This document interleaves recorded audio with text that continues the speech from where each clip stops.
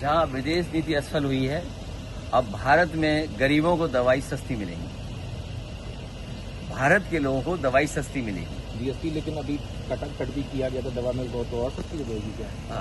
GST एक हाथ से ले रहे हैं, एक हाथ से जीएसटी का ऐसा कर रहे हैं तो देना ही पड़ रहा है। सवाल मुनाफे का है। जब तक मुनाफा कम नहीं होगा तब तक महंगाई कम नहीं होगी। आप जीएसटी एक तरफ से कम कर रहे हो, दूसरी तरफ जीएसटी बढ़ा रहे हैं आप। जिस तरीके से हमारी अर्थव्यवस्था पे चोट पहुंच रही है और लगातार टैरिफ के माध्यम से हमारे व्यापार संकट में जा रहा है, जितना संकट और परेशानियां पैदा हो रही हैं उतना भारतीय जनता पार्टी की विदेश नीति असफल दिखाई दे रही है। ये उनकी असफलता है जिसके कारण हमारे उद्योग, कारोबार और अंतर्गतवा हमारे भारत को फेस करना पड़ रहा है। अगर 100% टैरिफ होगा, 50% टैरिफ होगा तो हमारे कारोबार करने वाले कारोबारियों का क्या होगा, उद्योग जगत का क्या होगा।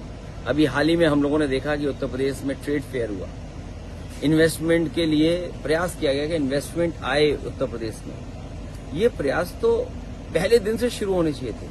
आखिरकार 9 साल इस सरकार क्या करती रही और दिल्ली की सरकार ने कितना सहयोग किया, और फिर जीएसटी में जो बदलाव आ रहा है, 9 साल तक इन्हें यही पता नहीं था कि गरीबों के लिए कितना नुकसानदेह है।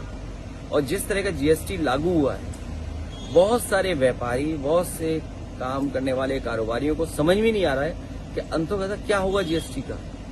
एक हाथ से जीएसटी कम कर रहे हैं, दूसरी तरफ जीएसटी बढ़ा रहे हैं, मुनाफा कम नहीं हो रहा है।